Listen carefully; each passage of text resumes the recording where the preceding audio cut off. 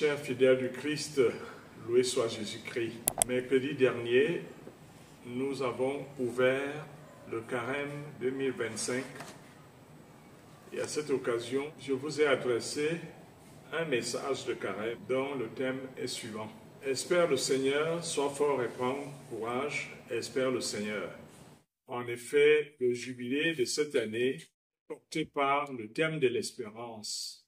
Et le carême vient au secours de notre effort jubilaire pour ouvrir, pour ainsi dire, une école de l'espérance. Je vous invite à faire de ce temps de carême un temps d'entraînement à l'espérance, un temps de confirmation de votre foi en l'espérance, un temps d'initiation à la vie dans l'espérance.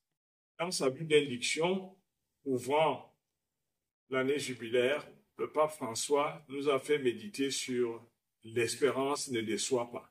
Cette parole paulinienne veut dire que celui qui a de l'espérance est toujours victorieux. L'espérance est du côté de la victoire. Il convient donc de comprendre que, puisqu'elle est une force de vie, il va falloir en jouir, il va falloir la développer, il va falloir en vivre. Et c'est justement le but de ce carême spécial, jubilaire, de nous mettre à l'école de l'espérance. Cette espérance renvoie à quoi concrètement? Quand je prie en disant au Seigneur, « Seigneur, ouvre mes lèvres et ma bouche annoncera ta louange », je sens dans ma foi interne que pour que je chante la louange de Dieu, il faut que je sois habité par son esprit. Quand je dis « Notre secours est dans le nom du Seigneur, qui a fait le ciel et la terre », le nom du Seigneur traduit dans ma vie l'espérance active. Quand je dis « Rien n'est impossible à Dieu », le nom de Dieu veut dire que je suis du côté de la victoire.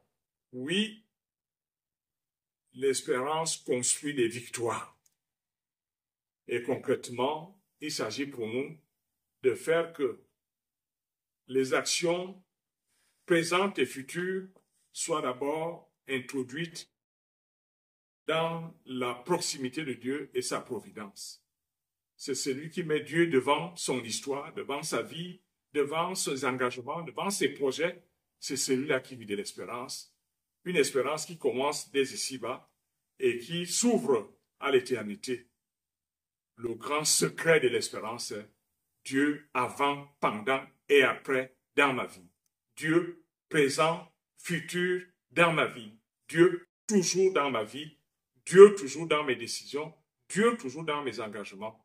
Quand le nom de Dieu est cité en toutes circonstances, alors l'espérance ne vous décevra jamais.